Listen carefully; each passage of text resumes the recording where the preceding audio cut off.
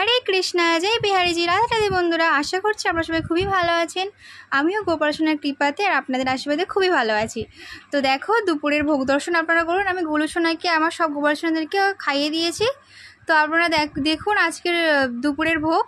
তো গোলুসোনা তো খুবই খুশি হয়ে আছে, কেননা আজকের ওর স্পেশাল জিনিস হচ্ছে ওর সেকেন্ড ফেভারিট জিনিস, যেটা হচ্ছে আজকে ক্ষীর হয়েছে।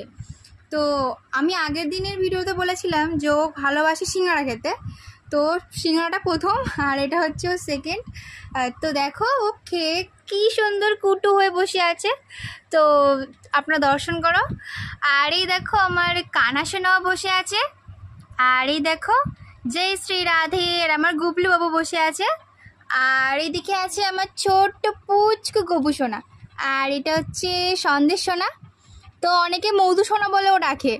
আর এটা আমাদের ভোলু সোনা, যে খুব রাগী কিন্তু খুবই ভালো।